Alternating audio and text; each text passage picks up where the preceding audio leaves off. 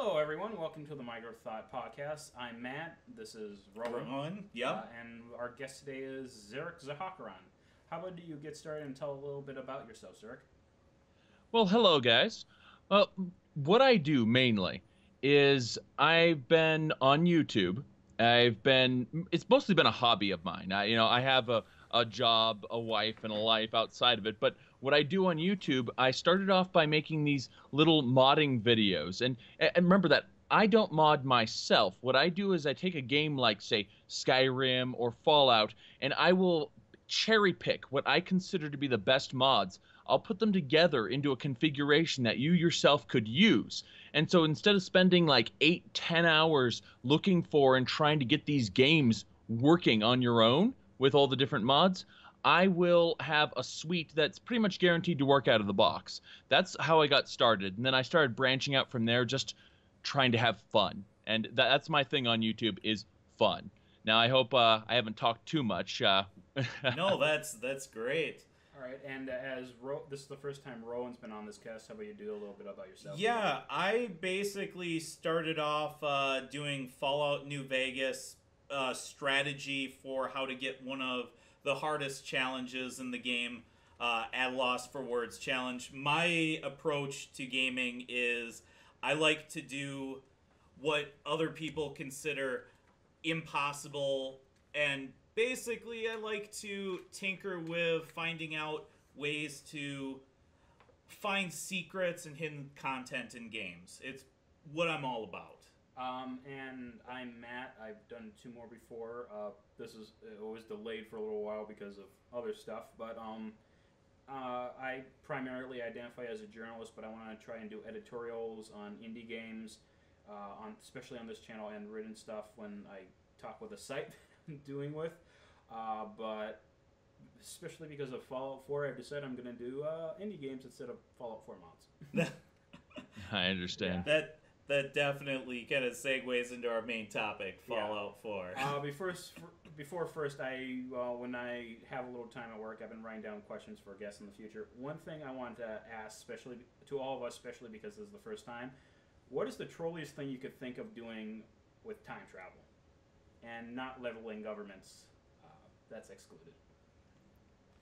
Well, when you say trolling, do you mean to the player or to the world as a metacon? Okay. Large. You can't take over governments or collapse them or anything, just the small thing. I'd say an Illuminati type organization. I'd take future knowledge. I'd go back and I'd create some kind of long-lasting, kind of like the stonemasons concept, except more sinister, and then with the billions and billions of dollars they had manipulating the stock market or whatever, whatever they had done, just basically use those resources at, the given point in time when you return to the future. Like, all set, All right, how about you, Rowan? Well, when you say trolliest, the first thing that came to mind is to go back in time and basically put like secret hints that lead absolutely nowhere in all these like ancient tombs. So the Mayan calendar? Yes. Basically make everyone think that there's some kind of super special secret if you follow all these clues, and at the end it's just like a big troll. It's like there's nothing. Mine would be I would take a megaphone, I'd teleport to all the premieres of Empire Strikes Back and say, "Hello, Star Wars fans," or "Attention, Star Wars fans. Vader is Luke's father." That is all. Teleport away. Oh my God. That's the worst. That is the worst. And I'd personally go 5 feet away from George Lucas and do it. I mean, I've never been crazy about spoilers like other people have been, like, "Oh my God, you've spoiled it." But then I've grown up with people around me that see the need to spoil things all the time. And here's the thing: if I'm kind of like I'm very hard to get excited about different games and movies and things. I'm very cynical. So when I learn more about it, when I hear spoilers, it's like, that does sound interesting. I might want to watch that. And that's been my view of spoilers, has always been a positive thing, whereas other people freak out, and that's just always been me. Mine has more been okay, I expect spoilers and I want to write an editorial about building a guideline or something about spoilers or everything. Like if it's been out for 2 months, okay, deal with it. But for certain topics, for example, spoilers for The Force Awakens, please mute for like a minute or whatever. The Mary Sue Awakens. Yeah. That's a different topic, but I was watching Boogie's chatter. He put spoilers in the title, which I get, and I was just listening to reviews, non-spoiler reviews of Force Awakens, and I was driving in my car, and I didn't see the tag for everything. So I apply a double rule. You have to say it in the video, too. There's going to be spoilers for this. He tells about a certain death. Oh. That Yes. I got very mad. I know it's not Boogie's fault, but at the same time, just say it in the video because from what I've learned from life experience, people need reintroduction. You know, somebody told me there was lightsabers in the new Star Wars movie. I'm like, oh my god, you just ruined the whole thing. You know? Yeah. No, but there are people who have the YouTube videos and they have like SoundCloud stuff on autoplay. I know I certainly, like, every once in a while Total Biscuit will do one of his rants, and I'll just autoplay the thing in my car, you know, and, you know, on the phone, I've got, like, a mount for my phone. I'll just autoplay his SoundCloud rants, and if his rants had spoilers in it, well, I didn't know because I don't read the titles. I just saw a new SoundCloud went up, I hit the play button, and then I'm back to driving. You know, I don't read texts while I'm driving. I just, you know, have this terminal on my screen, dashboard, more or less. Yeah, when I got that spoiler, I turned off to the side of the road, paused the video, and I thought maybe I should yell Boogie like in Star Trek Con. Oh my god. But I didn't, but I did pause the video. Yeah, that would have made a good video. Like, you should have just brought a friend over there to film yourself, reenact the thing, and Boogie! Reaction video. Yeah. Star Wars and Fallout 4 were the two things they didn't want spoilers on. I went dark when the game first came out, or was coming out. Like, I heard about all the spoilers, and I heard about the achievements, and I went dark, and a few people on Twitter were like, why aren't you talking about this? I read the Fallout 4 script 2 years ago. Seriously? That Kotaku leaked it. It got pretty well buried. But yes, Kotaku leaked the script 2 years ago. Oh, wow. Oh, man. Yeah, so, Did they actually change a lot from the initial script? They changed a few of the nuances, but the main dialogue and the main characters stayed the same. Now, what's funny is that now Kotaku is blacklisted. They do not get any words from Bethesda ever. Like, Bethesda just does not deal with Kotaku anymore. Yeah, Kotaku, I have my opinions on it. I do actually agree with TB that less diversity is a bad thing, but Kotaku had it coming too. We're not going to talk about Gawker in this one. Pardon? Which one? Gawker is the people who own, I think it's Kotaku. It might be other media outlets, but let's put it like this. They have a heavy bias, and bias in journalism, you know, when those two go together. Yeah, so my little story about Fallout 4 is I was going to do a review for this, and I was off the site for a month and a half that I was going to write for putting down notes and everything. Then I come on the site, and I'm about to ask the little editor I'm talking to, because I've only done one article on that. That was a article for a mod author that did a Fallout 3 mod, go on indie. And they had Fallout 4 reviews galore. I should have honestly saw that coming. So this podcast became that because I have notes. You know, Fallout 4, like, even when it started being as hyped as it was, I love Fallout. Fallout New Vegas is probably my favorite game of all time. Mm-hmm. But I entering into this whole thing was skeptical from the beginning because I knew Bethesda's track record, and I knew that it wasn't going to be what I expected. Always form reasonable expectations based on past behavior. That is just what you got to do. You got to ignore the hype train, and you be pleasantly surprised when they exceed your low expectations. but then you're not horribly crushed and disappointed like so many people who. Have you heard of the concept of meta bombing?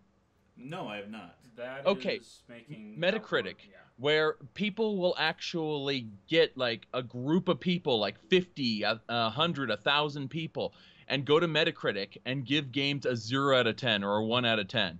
And Oh, jeez. it completely it completely skews the scores because they are specifically pissed about one thing, and they are judging the entire game based on that one little flaw. You know, in this case, it's a big flaw because let's face it, you cannot judge Fallout 4 as an RPG. It is not an RPG. It's an action game with RPG-esque elements. It is one of the best sandbox games I've ever played, but it is not an RPG. Not by any stretch. I actually played it like that because my laptop could barely handle the game because I didn't have my computer built at the time. So I played it as a first-person open-world game and just played through it like that. But then I started to see the elements like Bethesda. What are you doing here? That really does make a solid point that it's not a true RPG. Fallout New Vegas was closer to a true RPG. As for the Metacritic thing, they really should not use that as a leveling point for the professional level. Like, you remember New Vegas's bonus thing? They should have done it like how much the game sold, not their rating. Exactly. Yeah, Have you seen some Steam reviews? Yeah, for Fallout 4? Or no, just in general, like, this game has a cat, 10 out of 10. Yeah, yes. Some of those reviews are just absurd. Yeah. That's why they introduced the helpful, not helpful, and funny options. And the idea for the funny option was a stroke of genius because it takes it out of the helpful pool. You know, and so anytime you see that, like 10 out of 10 has a cat, you click the funny button because damn, that's funny, and then it removes it from the helpful pool. Thank God. Now, what does that actually do for the overall score? Do you have any? Okay, we're talking about Steam reviews. Yeah. So basically, it has nothing to do with the actual score, but it has to do with when you click to read the individual reviews. If you click helpful, you will not see the cat, 10 out of 10 has a cat because it's been sorted into the funny category. And so whenever I see overwhelmingly positive, overwhelmingly negative, whatever, I click on that tag so that it shows me the individual reviews because I don't trust an aggregated score. I want to see what the highs, the lows, and the moderates have to say. That's how I make my judgment. Is basically the truth is always in between the two extremists. That's usually what it is. That really is true. Opinions there's gonna be people that hate the games you love no matter what for stupid reasons. Yeah. This game has bad graphics. I don't like the game. Speaking of which, what were your initial thoughts on Fallout 4? Oh my goodness. Just initial thoughts. My initial thoughts were, okay, before Fallout 4 came out, I did some doomsaying where I said it's not going to be that great. It's not going to meet people's expectations, and I was right. But I was wrong on one thing. And you see, I had concocted this whole idea where Bethesda was basically going to try to sell mods on the Xbox.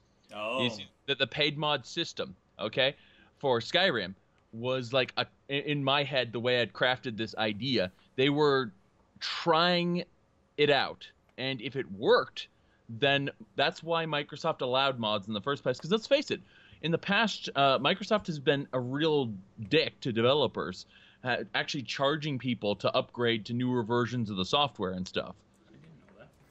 Yeah, the Xbox Live has been a nightmare for console users, and people accuse me of being a console peasant because I play quite a few games with the controller. I'm looking at my Steam controller right now. Love this thing.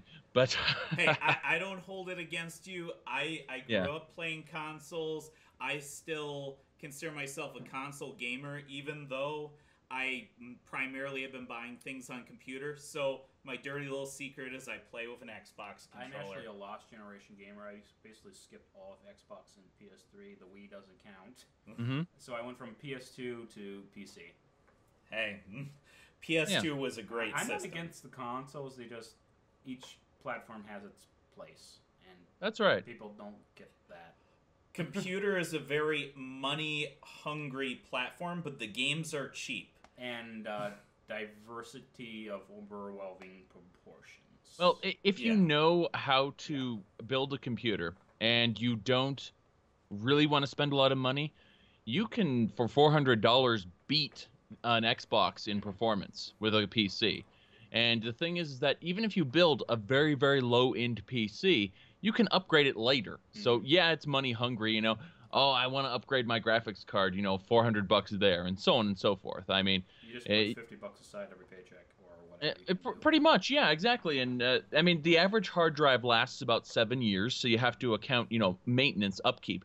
The moving parts are going to break first, so you may need a new fan or something like that. But replacement parts these days, all computers are pretty much uniform. We aren't changing formats anymore, so That's you true. can. I actually, when I was 6 years old, got a 46X computer. Within a couple of years, I was soldering a math coprocessor in there. And yeah, I grew up with computers. So even though I also played Super Mario Brothers and all the Nintendo consoles. So I've had the best of both worlds, thank goodness. Hey, go on. I play my PS2 games on my PC with an emulator. Hey, I have .hack infection for the PlayStation 2 in my DVD-ROM drive right now. Hey, because that's a great game. I saw that you were playing that on your channel. I'm like, at least somebody else loves that game as much as I do. It's a good dungeon crawler. I mean, let's face it, it was a money grab by Bandai in order to get you to buy all 4 identical games. But but it was a fun dungeon crawler. Yeah. Kirito. Oh. I agree with everything, but I still think it's awesome. Hey, I'm going to get. I plan to play through the first 4 .hack games. Move on to GU after I finish GU. And keep in mind, this is my anime bullshit. At night. It's like it has nothing to do with my main stuff. It's like if I have time late at night, I will dedicate it to playing anime bullshit. But otherwise, I've got other stuff to do. Now, after that, I'm going to start on a Vita game called Hollow Fragment, which is a a re-release of the other Sword Art Online game that I talked about in my Sword Art Online review. It's an alternate telling of the. You guys familiar with Sword Art Online at all? I have an Elucidator sword. Okay. And well, a few posters. I'm not as familiar, but I know of it. Yes. Okay. So the idea is that at the end of the first season of Sword Art Online, the main character confronts the creator of the game that they're all trapped in, and if they can beat this guy, then they'll get out of the game.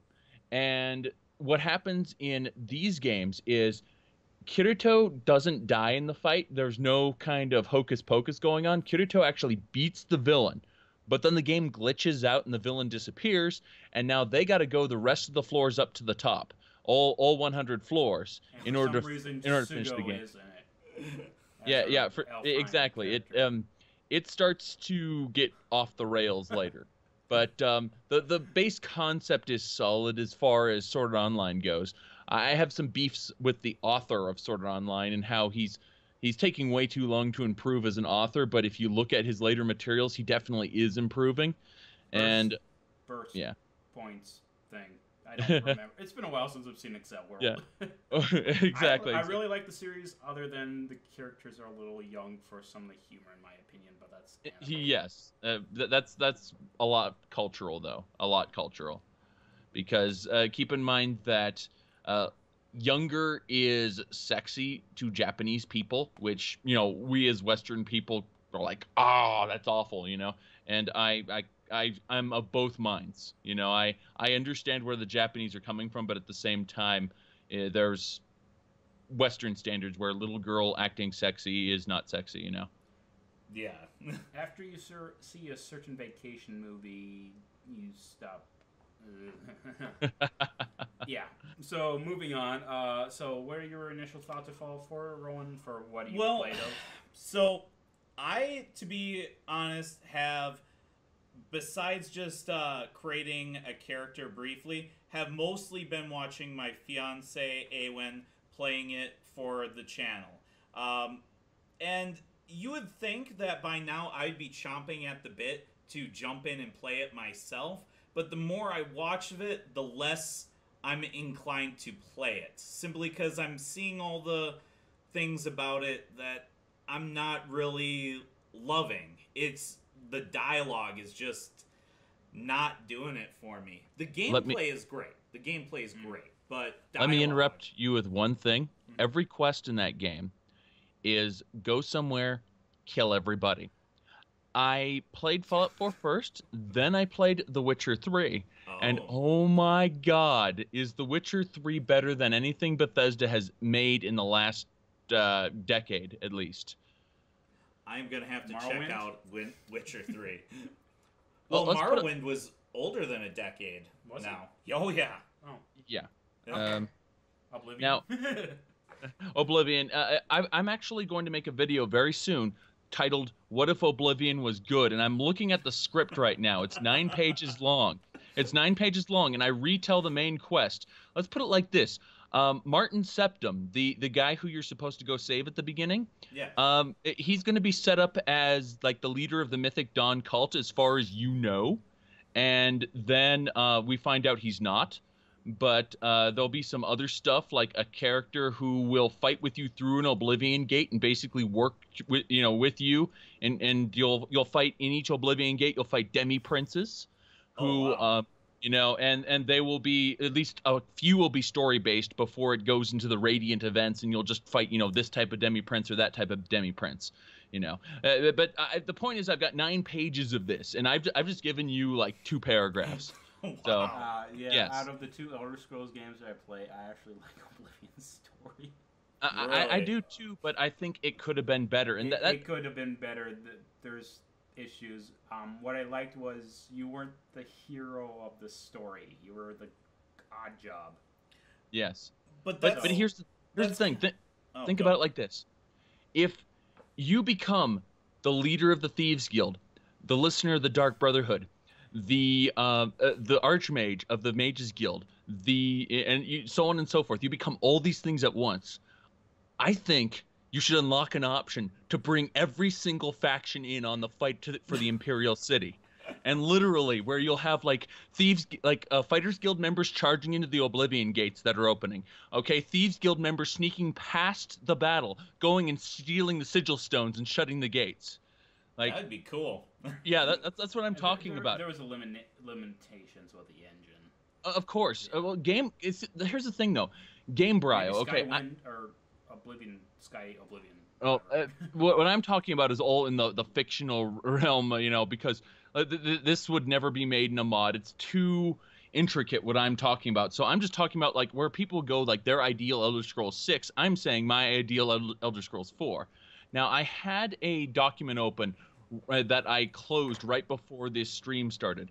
But what I was going to do is I was looking at Gamebryo, the engine that Morrowind, Oblivion, and Skyrim, Fallout 3, Fallout New Vegas, and Fallout 4 all use. And I've seen other games that use it. Like, for example, the new Ghost in the Shell shooter. Yeah, the new Ghost in the Shell shooter, for instance. Oh my god, that thing is not janky at all. And I look at some of the other games, they aren't janky either. Like, what are you doing, Bethesda? Hire some good programmers. I'm sorry if I'm insulting any of the programs. Yeah, or modders. Yeah, but I'm very sorry if I'm insulting anyone at Bethesda right now. Maybe there's some kind of weird structure, and maybe not Todd Howard, but Todd Howard's like second cousin who's working under him is like screwing the whole thing. I don't know, but somewhere along the line, Bethesda is not up to snuff. They are a bad game developer. They're good at making sandboxes and they're great at crafting worlds. But what would happen if Bethesda crafted a world and then you gave it to Obsidian to populate with characters and quests? That is what I've always thought. Of Bethesda games is janky. Yes. But I mean, if you've seen my Skyrim character builds, what I do with that, I repurpose the game all the time. Bethesda makes the best sandboxes. Let's put it like this. I'm going to compare The Witcher 3 and Skyrim right now. Skyrim lets you create your own characters, lets you use mods to do amazing things, add new adventures, everything. Then we go to The Witcher 3. The Witcher 3, the world isn't nearly as great. You know, you have to go and you have to use area transitions. It's not a true open world, so on and so forth. But when you look at the individual character work in The Witcher, there's a side quest where you're helping this hunter track down a griffin. Well, you can talk to the hunter. This hunter is a throwaway character. He'll never be seen again, but you can actually engage him in dialogue. And, you know, he's kind of down in the dumps. You know, why are you living out here all alone? And you start to question it. And he says, I'm a monster. And you being a Witcher who is a mutated human, more or less, you say, I'm a monster too. And so the Witcher immediately, drawing upon all his past monster hunting knowledge, realizes this guy is a werewolf. And so he says, lycanthropy, it's a difficult curse, but I've worked with it before. Can I help you? And the guy says, that isn't it. That isn't it. I slept with the son. This is a male hunter, by the way. He says, I slept with the son of a nobleman. And that nobleman went crazy and destroyed his own household. And like all the servants' lives were ruined. And it's all my fault. And it's like, and then the Witcher just says sorry because there's nothing he can do. Like, he was prepared to take care of a werewolf situation, but this guy being gay and having ruined his life, like, he can't do anything about that, you know? And that just drives home the point that despite him being one of the most powerful characters in this world, he's just one man. One of my favorite Superman stories is not that he shows off all his powers or anything. Superman literally just sits at edge while a gal contemplates suicide, and he asks him, "If I drop, don't save me." And then dialogue, heartfelt stuff, and then she jumps into his arms. But Superman, I have issues because of leveling. Superman isn't a human character, though. That's the problem. He's a concept. And you can't treat him like a human character because he has no room to grow and develop. And that's where I put, that's why I compared the main character of a Cell World, you know, that Burst game you were talking about, or Burst, anime you were talking about, versus Sword Online. The hero of Sword Online is anime Jesus. He has no room to grow whatsoever. You know, if it was a Gundam series, he'd be Kira Jesus Yamato. If it were something else, the point is he's perfect versus a character that is imperfect, that is awkward and short, and he has room to grow into himself and improve. And that's where we see real value in stories, is how people can grow and change and adapt to those stories. Otherwise, it's just his power level's over 9,000. I always view Kirito as Bethesda PC character. Power fantasy. Yes, he's the Dovahkiin. Yeah. And that also kind of brings up a point. Your Fallout 4 character, they don't really give you a lot of room to grow and develop your character. The dialogue has, from everything I've seen, 4 options: sarcastic, heroic, sarcastic, heroic, and kind of ambivalent. I don't care. But the thing is that all of those options lead to you agreeing to help them. Yeah. Yeah, like a certain railroad quest that we talked about earlier, Roawyn. Yeah. We'll talk about that later. Some plot points there that don't make sense. Okay, my initial thoughts, the joke thoughts, I still can't see my feet. And there's no Boston Terriers. My actual thoughts, Bethesda, what are you doing? Yes. And I find the game very unbalanced in story, mechanics, and basically most aspects of the gameplay. Where it succeeds, though, is fun. It is fun, and I don't think anyone can disagree with that. It's fun to play. Yeah. I still like it, but when the first month, I was just raging with my coworker. It's like, explain why this is a problem. X reason. And they said, okay. And then I raged on Facebook. My Facebook page, I tried to avoid spoilers, but it was just so frustrating. Yes. I actually have a few examples in front of me. So, How about we start with, I sent you a light rough draft of what I had. So the world of Fallout 4, the way it's like the like how they tell a story. If you walk in a room, you know what's happened. Oh, jeez. Yeah. I think that still is one of the best parts of the game. Yeah, where basically every area tells a story. That is definitely... I've never viewed the buildings as dungeons. I always view the vaults as dungeons, and there's only like 3 or 4 in the game. And one of them you walk out of. Well, a really good example of that is there's this building you go to, and I think it's the first major town, the one where you fight... well, I shouldn't give away spoilers, but you fight. Spoilers galore. Okay, you fight the Death Claw right away. Salem. Yep, and there's a building in there, and you go in there, and there's 2 skeletons, like the one strangling the other on top of a safe, and it just it tells a very profound story, and that's what Bethesda did very well. You go in here, and you can see what happened before the war, and it's really unique. That's what I'm talking about, though. They have this great skill for world building. That sandbox that you can choose to do anything you want in theory. We're talking with mods. Okay, so this sandbox you can do anything in. They have expertly crafted. It's why I like Fallout 3's world more than I like New Vegas's world, because New Vegas feels too rebuilt. It feels too like these buildings have just been plopped there, and they haven't been through an apocalypse. They're just kind of rebuilding after the Dust Bowl or something. Whereas on every single door in Boston. yes. Copied and pasted over and over and over and over again. We'll get into that later. Yes. But my point is, though, that when you go in, you actually it tells a story. Yeah, that's flat out. You're absolutely right. And now I'll get out of your way now. My favorite one was I was going through the terminals in the Institute, and I found here I have it in front of me. Infernal Terminal 1A Incident 243 Patient Binet L Prison System Sprained Wrist Right Hand Notes. Patient declined to say how injury occurred. Only indicated it was related to terminal use. Splint applied. Huh. Get it? Oh, related to using a terminal. Right hand. Oh, yes. I had quite a few comments on that one. But Bethesda does like to slip in their little jokes like that. And a certain skull model was reused from a previous game. Oh, really? The skull from Skyrim, yeah. Well, the Nern root was reused as well. Go to the Pridwin. You'll find Nern roots. I saw Shoddycast's speculation that it's in the same universe. That is absolutely wrong. Yeah, if it's in the same universe, it's 2 planes of existence. If it is in Hexagon. Exactly. It wouldn't fit with either universe's canon. Yeah. Oh, Nern has 2 moons.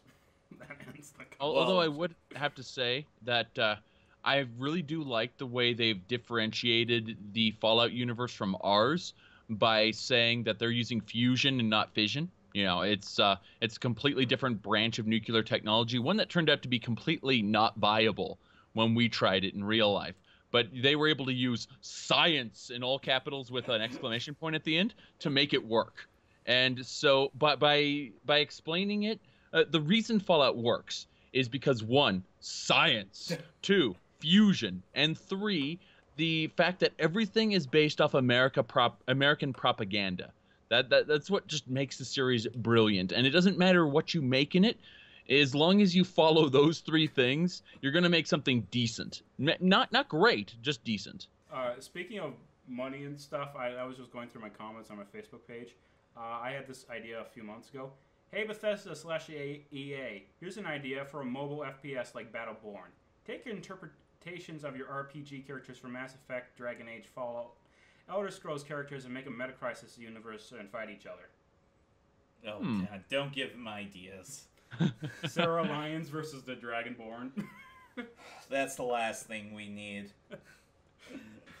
Alright, so, Rowan, your idea on stories, mine, Really like the world.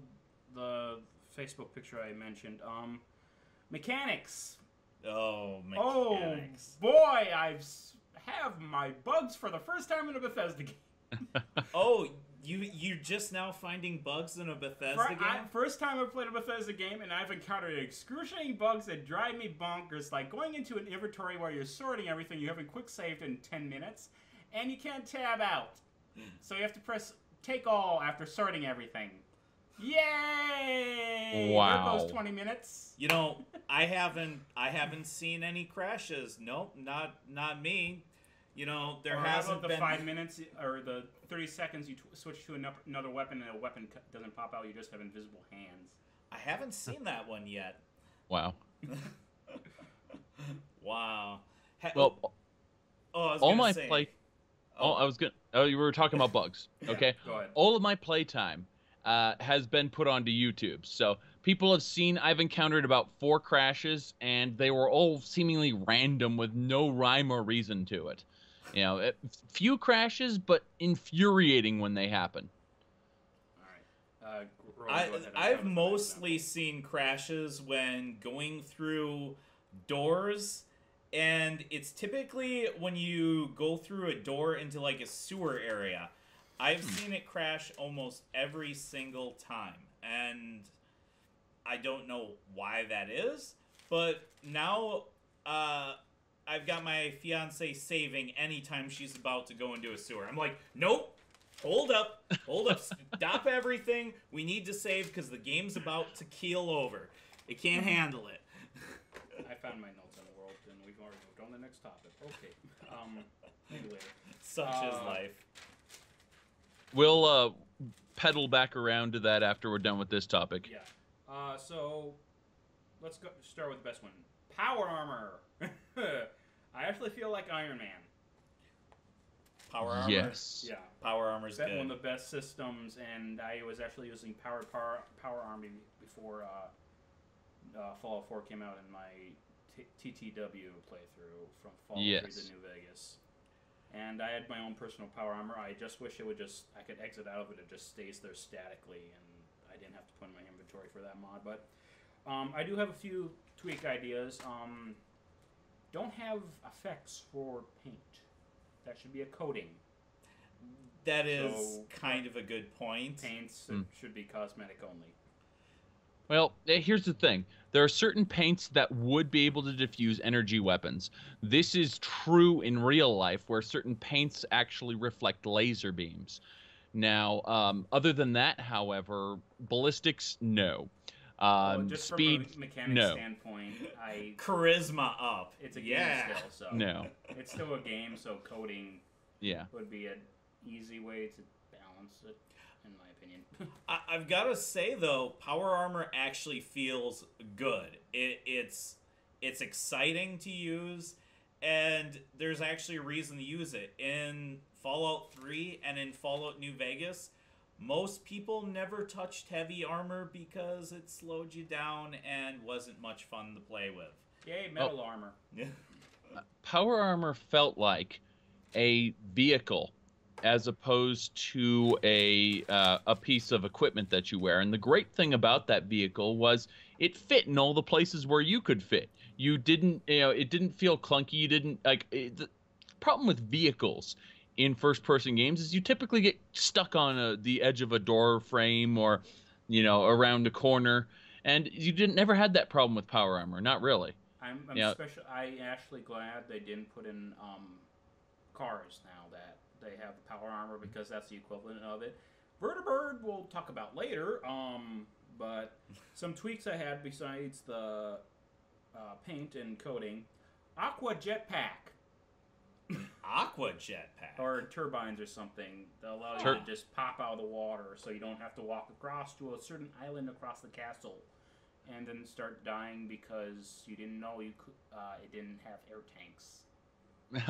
Yes. And you lose your power armor, so you have to go back 10 minutes after walking. And yet the Aqua Boy perk will immediately give you... that perk. I don't like that perk. It's overpowered. Yeah, yes it is. I prefer the Mirelor cakes. They're actually consumables, and they allow you to breathe. When I play New Vegas, if I'm going to breathe underwater, I take up a slot in my Project Nevada cybernetics for water breathing, or you can take. I look like a goof and wear the rebreather all the time. You know, I like the concept of the rebreather. Yeah, you have to go down a certain quest line to get it. Yeah. So after playing New Vegas and Fallout 3 and Skyrim so much, I'm starting to see some flaws that you could have streamlined this very easily and just put in some arbitrary rules that make sense. For example, the shouts in Skyrim. You have to go to a specific dungeon to get a shout. Then you have to get a dragon soul to unlock that shout. Then certain shouts are locked behind quest lines. So you have to do those quest lines that don't fit your character to get that shout. Yeah. I just use a mod that gives me all the shouts, and then if I find a wall or get a dragon soul, I can unlock one of my choice or just unlock that wall that I found. And okay, for dragon shouts, spoilers for my upcoming What If Skyrim Were Good. Ooh. No word walls, okay? Thing is that when you kill a dragon, you take their soul. You're supposed to take their knowledge as well, and that knowledge gives you unlocked it on the first dragon soul. Exactly.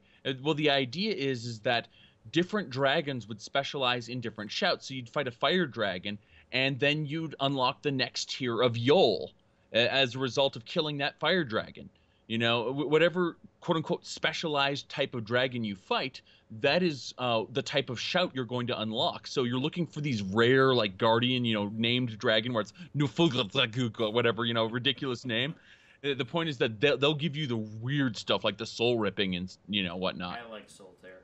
It's funny when you use a certain mod called Dovahkiin, or Apprentice of the Thum, you give it to Companion, they accidentally use it on you and kill you and raise you from the dead. So I stopped using that mod. Yes. See, I don't use mods very much, but I'm missing funny out. Reactions can happen from it. Okay. Second thing, the torso should have 2 mod sections, so you can have a separate inventory that drop on the. Basically, you have a card trunk for your power armor. So you got some junk in your power armor trunk? But basically, you can. I have this habit of just leaving my power armor outside, removing the fusion core so no one steals it, like a certain quest companion during the Institute quest, where I get out to try and sneak some Brotherhood scribes, and she gets into my armor that I spent 50 hours building. Well, you can order her to exit the armor, though. No, not via a temporary companion. Oh, wow. It's a scientist in Institute when you're taking the master. Oh, crap. Okay. Luckily, I just reloaded the save, but hey, I shouldn't have to resort to that. That's a pretty serious game-breaking bug. I've been raging about this for a month after it came out. But yeah, you're talking about storage space on a vehicle. I remember carts and wagons in Daggerfall where it would have 700 carry weight on it. And the idea is that your wagon would stay outside the dungeon, and you'd always just backtrack to the dungeon entrance to put all your stuff in the wagon before you went back deeper into the dungeon to get more stuff. And you could loot everything in theory as long as you were willing to cart back and forth. And it was nice. a very... Yeah. Daggerfall, the second Elder Scrolls game, is really my favorite game in the series. The problem is that it's so antiquated. Yeah. And dungeon design was awful. But there's a game coming out called Daggerfall Unity, which I'm really happy about. The Daggerfall tools for Unity is an open source project. So in other words, say you had a programmer who liked Daggerfall Unity, but he wanted to change this, and that. It's open source, Nice. So you should play Dark Cloud. It's basically a staircase for the dungeon, but it had a certain allure back in the PS2 era. I have the disc. I've never played it. Like, it's in my little Rolodex. It's anime bullshit for the story, but it is fun. You get this giant robot in a cutscene to fight a dark mystic genie. The robot's powered by the moon. I like Dark Cloud 2 a little bit better than Dark Cloud 1, but they're both good. You're talking about a robot powered by the moon. I'm thinking of Legend of the Mystical Ninja starring Gomon and the Impact robot. He had his own theme song, and children start singing like when they're fighting with that. Children start singing for the theme song. Japanese children start singing. It's like fair enough. All right. Two other tweaks. I hate how the armor pieces for power armor go into your inventory. They should have degrade states like that vampire mod where your face changes if you don't feed, and after it gets to like 1, it acts like a crippled limb. You still have the advantages of the power armor, but your whatever happens when that gets crippled, and if you want to remove it, you can't apply healing. You have to get out of the armor to remove that effect, and abandon the armor temporarily while you fight, or you can just deal with it, or eject the power armor piece, then you lose the protection from the piece. Because the way the power armor is set up, I don't see anything special about between T51B and T45D, because it was really emphasized that was really special by the name, and now it isn't, because it's a level of upgrades for T45. They're all just levels of upgrades. There's no difference. It got really gamified. I don't see the benefit other than cosmetic for the armor, and I guess arbitrarily get mechanic levels. For example, the X1 is the best one in the game. Why? That does make a solid point. You should be able to strip out the benefits of the armor if you just want the cosmetic, and you customize the pieces for buffing and everything, and transmogrify basically. Yeah. Or jerry rig it because it's jerry rig it. Yeah, exactly. Well, the same thing with the regular weapons and armor in the game. They are very much tiered, and there's not a lot of interesting variation. There's like combat armor, medium combat armor, and heavy combat armor. I like having a lot of different varieties of stuff. And you can't upgrade the combat and armor for specific looks. Like, I have a big suit of Mjolnir armor from Halo, and I don't have any of the benefits of that armor. It just looks like a big pile of... Avoiding swearing. One of the first mods I recommend getting for Fallout 4 is a mod that allows you to wear whatever clothing you want underneath your regular pieces of armor. There's actually a mod that makes the things invisible and you still get its effects. Oh. And the way I've balanced the game is I amp up the damage and I amp up a little bit of the damage for my character. It's still Absolutely. If you like low-level supermutants die really easily, I'm still tweaking it when I get a chance. But the way I balance out the high damage is I'm just stacking my character with a bunch of layered armor because it adds up. And then you get into a power armor, it stays on you in the power armor, and you're just a big walking tank, but if you're not careful, you still die. Yeah. I'm waiting for a Requiem-esque mod for Fallout 4. I've played Requiem, I don't like it, but I can understand the lore. I haven't heard anything about Requiem. Tell me a little bit about that. It turns Skyrim into Morrowind. Oh. Interesting. If you want to turn it into Morrowind strictly, there is a mod called Morrowloot Ultimate, which will leave out all the other Requiem features, but it will de-level the world. Mm-hmm. And Morrowloot Ultimate is a good alternative if you don't like the other RPG-esque features of Requiem. Requiem very much... I say like RPG Requiem because when I went into the one cave with Foos, 20 Draugr spawned and ran at me. Like, what's happening? Okay. Here's what's going on with that. Bleak Falls Barrow is a level 20 area. The thing is that if you try to be the Dovahkiin right away and you ignore being leveling yourself up as a regular adventurer, then the stuff that is geared toward a Dovahkiin level is going to just raffle stomp you. Likewise, if you try to go into Labyrinthian, try to power through, say, the Mage's Guild quest, Labyrinthian is a level 60 area. And then you couldn't play a certain Shimmering Isles mod. Oh. Yes, I don't like indeed. how that mod starts. I haven't seen that one. I'm planning to play it eventually. My base character is basically designed that he can join whatever faction he wants. He's an arcane archer. He uses melee. He doesn't like destruction. For me, I'm kind of, when it comes to games, I'm a shameless purist. I haven't really ever gotten into mods because I want to play the game as the developers intended it. But I do understand why mods are so great and so cool, because they make a better game than the developers made. Yes. But check the Bethesda's. I just wish they would make a better game so I could be happy and everyone else could be happy too. Check out. That is an interpretation for each individual. Yeah, that's what the solo modding is.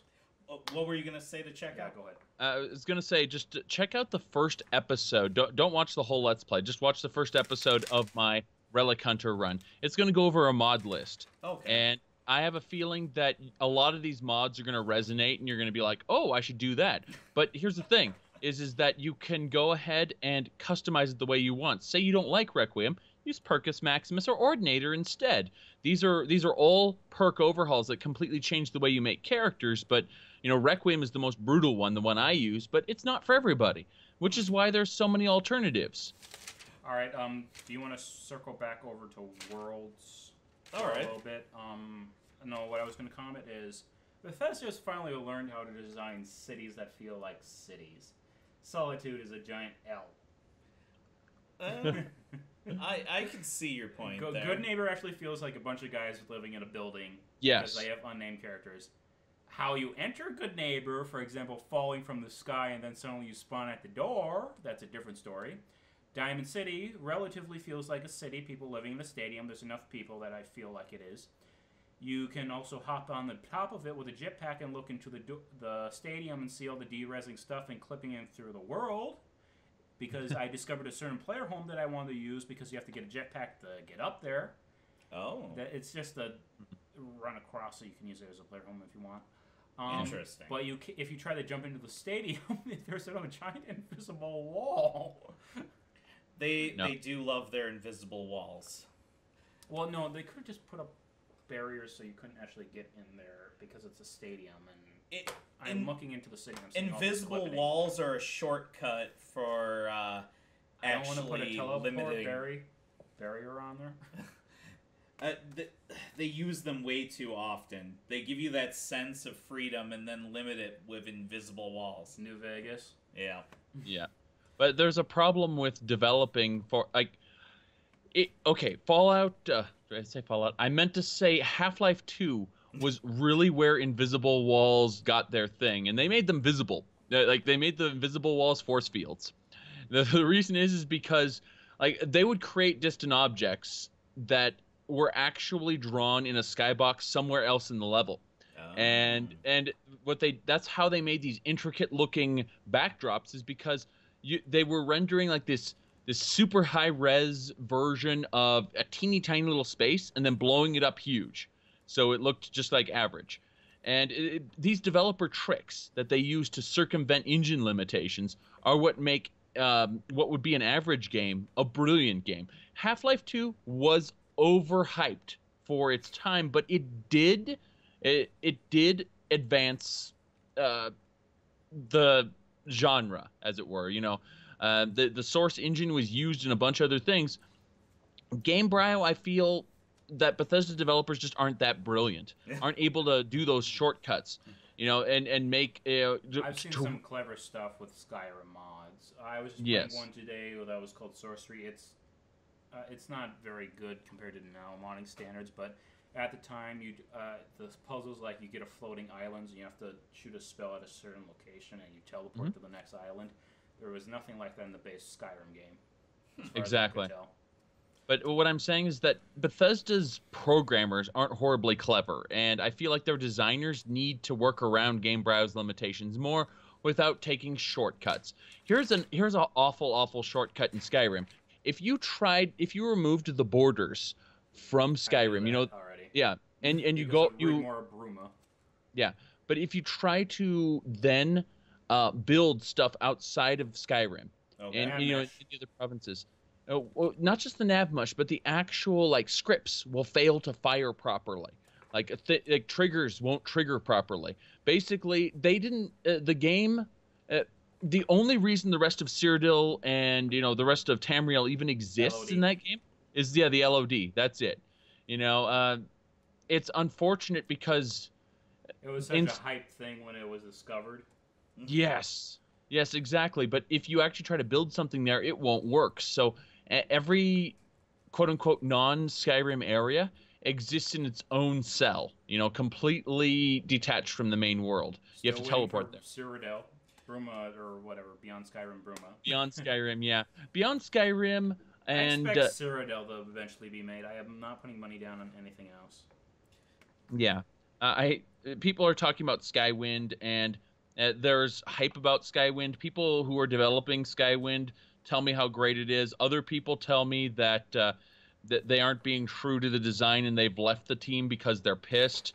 It's So a mod. They can tweak a few things as long as they don't go too far from the spirit of the game, in my opinion. exactly, I honestly don't know. Someone's going to be There are some pissed. inconsistencies I've heard from Marvel. Like, you could join a certain faction that technically in lore would not allow you to join if you're on both factions. Really? Yes. If you do it in a certain way, or you can become a vampire and werewolf if you do a certain combination. See, those are the kinds of things that I try and do is break the Okay, let me tell you what happens if you become a vampire and a werewolf in Morrowind. You become a werewolf with a lopsided vampire human head floating in front of the werewolf's body. Okay? Next up, about the factions. All right, the Tribunal Temple is by lore like very against the Imperial cult. The Imperial cult worships the Nine Divines. You can join both. It's just that if the temple has a very low reputation with you, and it gets worse depending on what you do. And the idea is if the reputation's too low, then they won't accept you. So you have to join the temple first while still having done quests for the other one. It's a mess, but if you do it right, you can join every faction in the game, including the Imperial Legion. This is why one of the reasons why I call this the Migrant Thought Podcast. Yes.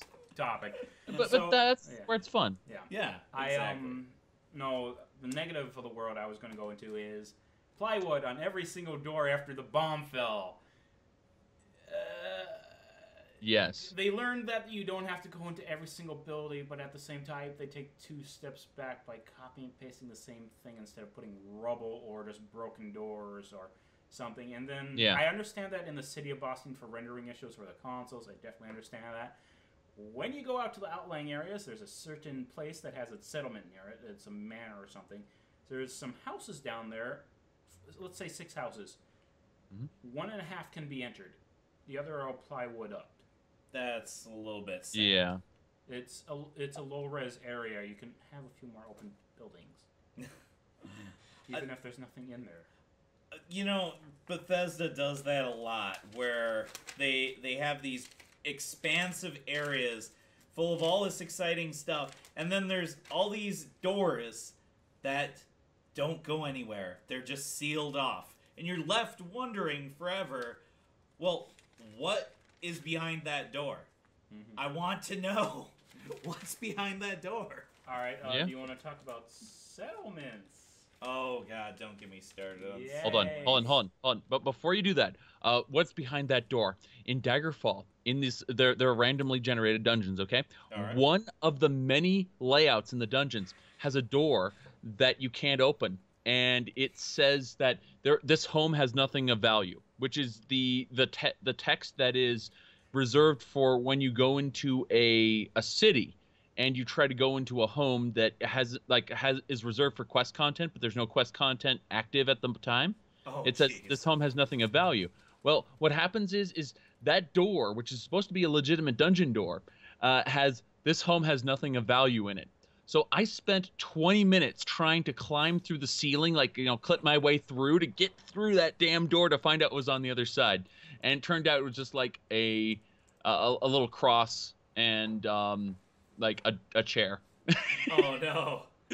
But you're right. Like, what is behind it? That spirit has been there since early days of gaming. Hey, 20 minutes to find a cross on a chair. It was worth it. At least now you know. Monkey Man people in Halo 2. Creepy Monkey Man people in Halo 2. Whoa, spoilers. Oh, boo-hoo, it's in a corner of a certain level.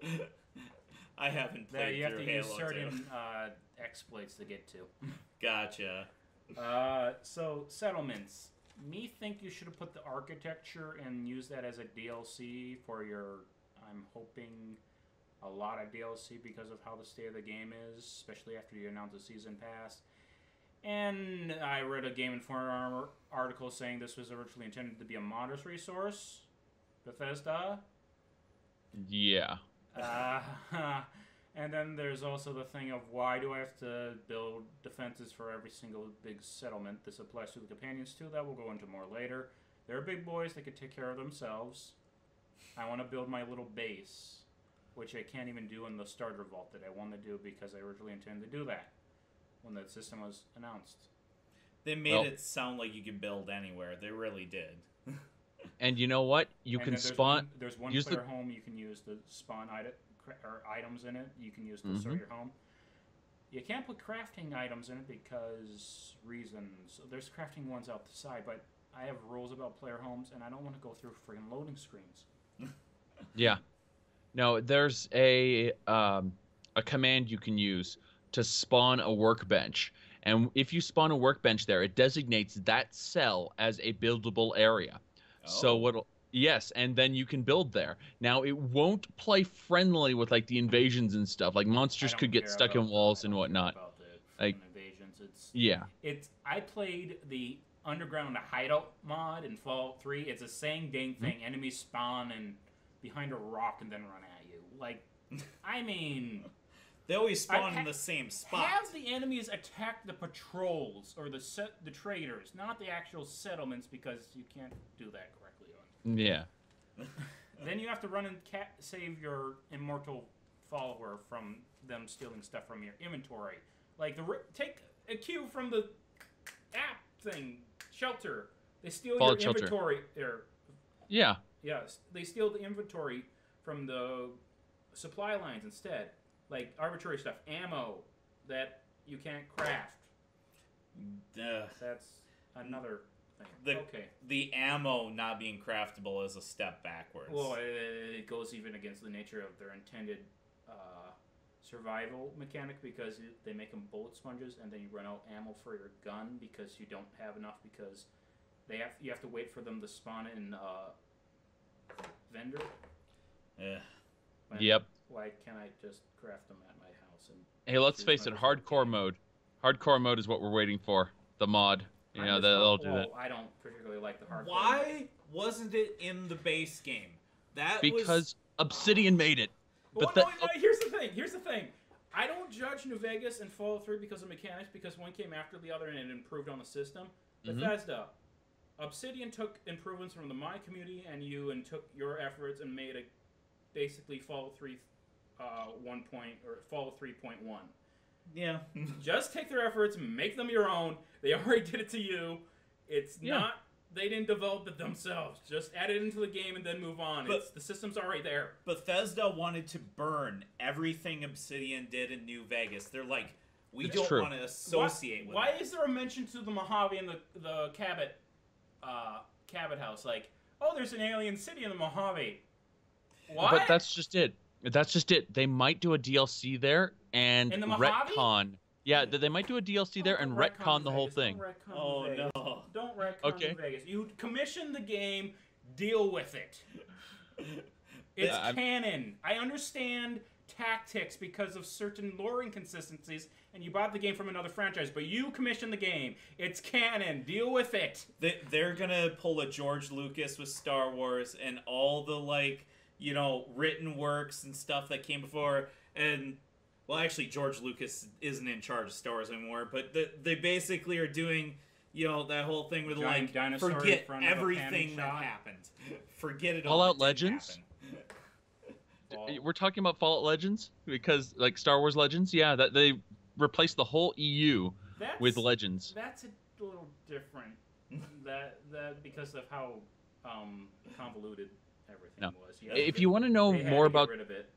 If you want to know more about Star Wars Past, though, look up a radio show they did. It was 10 or 12 episodes, but it more or less had episodes 1 through 3, basically the formation of the Rebel Alliance and whatnot, and they talked about a bunch of great things. And then George Lucas retconned it all by making the first 3 movies, which completely eliminated that. There's certain things I like about the movies that are better emphasized in the Clone Wars series. The only one I tolerate, because certain things are limited and I prefer the plot holes, and instead of watching the second movie, is Episode 3. I just assume Padme and Anakin had a fling and they're together, and it's better than just pregnant instead of... Annie, you're breaking my heart. No. So coarse. Hold on. I actually, one of my favorite videos was your headcanon thing. Yes. There's 2 types of canon. There's developer canon or company canon, then your head canon. Both are valid, and then basically that's why I find it acceptable that the legends exist. That canon's still there. It's yours. You can do what you want with it. To move forward and make it friends for a new audience and everything. You want to sour the new audiences because you can't. Your canon has to be canon. They had to do that for business sense to make everything straightforward. That's why I'm finally getting into the Star Wars universe and reading the comics and everything, because it actually is straightforward and I could read everything in order when it comes out now. I don't know where to start in the Legends. I want to read Death Troopers and the Tarkin novels. That's it. You know, the whole head canon and regular canon, yeah. You know, I just wanted to touch on that quick. It really is kind of interesting how even developers developing their own story, they'll retcon things so often because they're just like, you know what? Warcraft. Yeah, we don't like what we did before. Let's just pretend it didn't happen. Why can't you have 2 alternate universes for Warcraft? Hey, look at anime. Okay, we've got Full Metal Alchemist. We got Full Metal Alchemist Brotherhood. I like Brotherhood. Everyone likes Brotherhood because the original author is a genius compared to the people who made the ending. But the thing is, anime movie that takes you to World War I, World War II, or World War I Germany, and for some reason that world's invading Full Metal. But the thing is that keep in mind the author gave permission. The author actually said, "You're going to have to finish this because I'm not ready to finish my story yet. I'm still revising things." And the author gave that studio permission to just go and do their own thing. So it's not like they had the license and they were going to mess with it. They asked the author, "Can you give us some help here? We want to finish the series right." And the author said, "I don't even know what's going to happen. So why don't you go do your own thing? Here's a few notes." And so that's literally what happened for Full Metal Alchemist. If you look at Tenchi Muyo, which is it's some harem bullshit, but there's an OVA series which is considered canon, and there's a TV series which is considered not canon, but it's its own canon regardless. Bleach. Because Bleach. Okay. Bleach is its own kettle of fish. Oh, no. The problem with Bleach is that the author was rushed. I mean, the author wanted to actually take that World of the Living arc at the very beginning with Ichigo's friends, expand it a full season or 2 in order to develop every single one of Ichigo's friends in terms... They're actually pretty developed. My problem was we're watching the main story and then suddenly, cut to non-canon story! Yes. And filler episodes of we're staring at each other as an exaggerated Dragon Ball Z fight between Frieza and Goku. That's Shonen Jump, okay? The publication. Konami, yes. Fuck Konami. Because Konami is the worst. No, money. We're all for money, Konami, instead of let's make money and make the fans happy too, because making the fans happy is profitable. Well, yeah, the Shonen Jump formula always works as you defeat enemy, then a new enemy appears. That enemy defeats you. You gain a new power, then you defeat that enemy. Then a new enemy appears, and so on and so forth. It's just an eternal cycle. And the problem is every time one of these authors tries to break away from that cycle, they are basically told firmly by the publisher that you will stop being published if you don't do things our way, because they want to sell new toys of each villain. So we're talking about settlements? Okay, back to settlement. Yes. Settlements are so bad that they don't even warrant talking. No, it should have been a DLC. No, really how I do settlements is I would allow you to build one settlement, okay? Then I would actually argue against what you're doing with your mod videos, because that's actually a dust thing, because why would they all be hostile? You should be able to choose certain settlements and everything. Yeah, ally with certain ones, that'd be okay. But the idea is that you trade with Diamond City and Good Neighbor. Yeah. But what I would like to see, because in Daggerfall, okay, if you join a knighthood, you are basically stating your allegiance to that specific kingdom. Now, Daggerfall had like 30 kingdoms. And the idea is the moment you allied with one kingdom, you would befriend like 6 other kingdoms, but then you'd make the enemies of 6 others, and then some other people don't want to talk to you because you're clearly allied.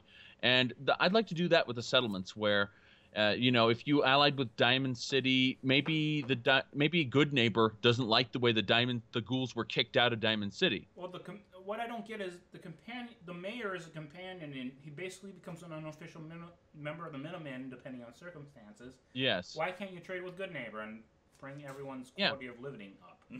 Exactly. You should be able to develop the story, and unfortunately, it's a sandbox. You don't develop anything. You just kind of play in it your own rules. It's the Civil War story again. In the grand scheme of things, your Minutemen are probably going to collapse, or they go the new NCR route, which may be a better version or different version. I don't know, but in the grand scheme of things, I basically assume the Eldmeri Dominion's going to invade Cyrodiil and destroy the Empire, and there'll be Imperial remnants walking around. That makes the Civil War irrelevant. I think that what's going to happen is they're going to do another time skip, and there's going to be a new empire under a new Dragonborn line. Specifically, Skyrim, the Nords. The Nords won the Civil War. And then after the Nords won the Civil War, they basically made a rush on Cyrodiil, and they consolidated it.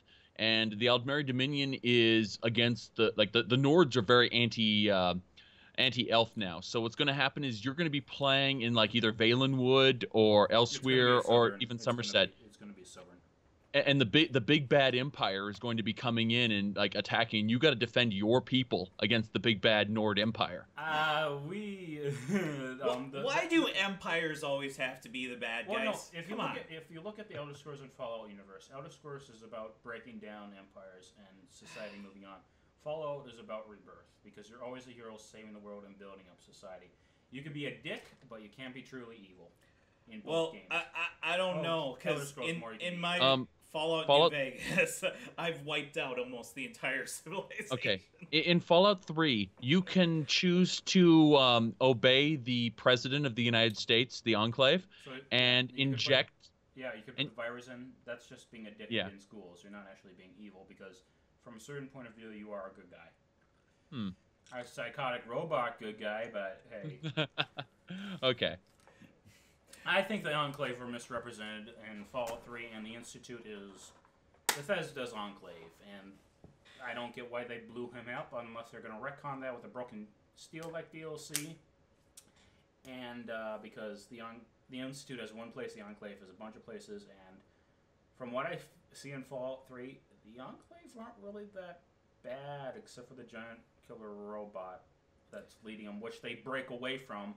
The Enclave are automatically evil because of Michael McDowell, I believe his name was. He was the president, and whoever his faction is, with the exception of Fist of the North Star, they go against them. They were out. The reason I don't see the Enclave evil is because they're basically out for themselves, but they're not outright hitting them. The mechanics-wise, they shoot the Wastelanders for some reason, which goes against Autumn's reasoning, but Bethesda. It was explained as they see all the people who were living in the wasteland as contaminated by radiation. Then why do you want the water purifier? I don't know. I guess they want to wipe out all the mutants. We're going to use the water to consolidate our power or something along those lines in the final battle. Why are you shooting everyone? I understand ghouls and super mutants, but a normal wastelander, that's manpower. That you can basically do a better version of Battlefield Earth. Oh my goodness. I would say the Enclave isn't as nuanced as the Legion, though. I felt like the Legion were more, nuanced of a faction, because could you really call the Legion evil? They're not evil, but they have no vision. Here's the thing about the Legion, though. They had no vision, but they were also products of Activision's Fallouts 1 and 2 versus the Enclave, which was a product of Fallout 1 and 2 plus Bethesda influences in 3. Fallout 3 is basically an amalgamation of Fallout 1 and 2. Kind of. But a lot of the ideas are very quote unquote streamlined, unfortunately, and so you lose a lot of the depth that the other games had. Now, I didn't enjoy the mechanics of Fallouts 1 and 2. I played them basically once for Fallout 1 and then twice for Fallout 2, just to try the different routes in Fallout 2. Yeah. But I liked the story. I did not enjoy the mechanics. It's just my thing. It's clunky and outdated. It really is. So let's move on to the next topic, crafting. Let's burn through these because time. Yes, we are getting low on time, I suppose. It's only an hour and a half, but still. Crafting, I think it's good. Makes stuff less unique. I don't understand why we can't do reverse engineering and you can get the recipes and break down the guns and build the parts yourself, similar to Skyrim. And the crafting perks should be their own separate tree that's not related to the perks in the leveling system. Because you have to be level 48 to get a jetpack, even though you can... Why can't you just put your perks in and just choose badly and get the jetpack?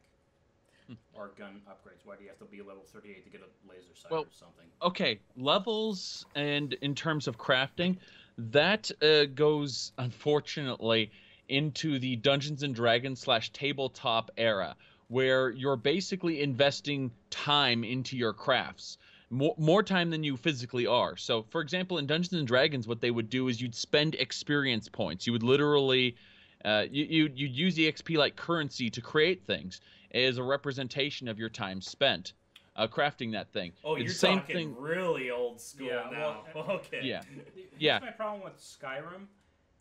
I'm playing an arcane archer. Why do I need an ebony perk to make ebony arrows? You literally just need to melt down an ingot to put it on an arrow. I can make arrows if I really wanted to in real life. Exactly. An arrowhead should be very easy to make. Yeah. You shouldn't need an ebony smithing perk. There's a huge difference between creating a sword that will hold an edge and creating a little arrowhead. Yeah, that's why I like the reverse engineering idea. Or yeah. buy lessons from a blacksmith like the trainings in Skyrim.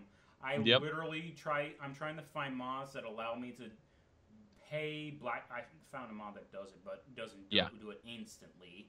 You have to wait 3 days. Yeah. It's a game still.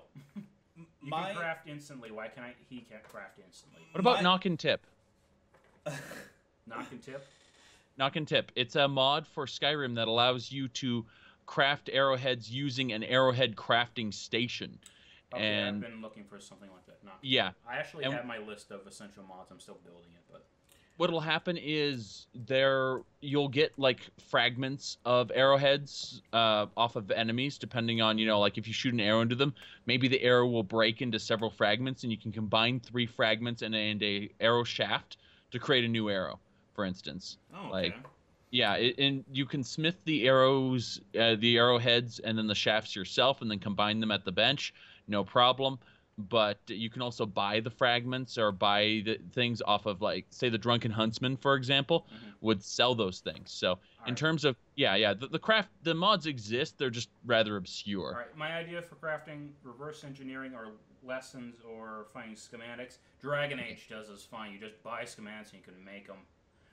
Your time. All right. Well, my biggest disappointment with the crafting, when they showed the initial gameplay footage and they showed like scrolling through and like all these different like weapons, and them changing to different, styles and looks, they made the crafting seem like it was going to be extremely robust, with something akin to Borderlands, where there's thousands and thousands and thousands of options. Then when I actually saw the game, your options aren't thousands and thousands. Your options are maybe dozens. Or a dozen. That's marketing. I've been a salesman for some time, and I understand how if I tell you that our service has over 10,000 titles, 95% of them are free, you think, oh my God, that's awesome.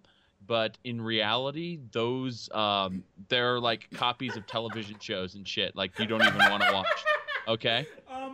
You're very close to what we do in real life. Yes, yes. I'm sure that is what I used to do. I've had quite some experience selling everything from Roku boxes to DirecTV services. So I'm very well versed in that. I want to add something to the crafting. So did you ever play James Bond Nightfire? No. Okay, No, there's a I button haven't that either. literally it's better than GoldenEye, but it's a PS2 game.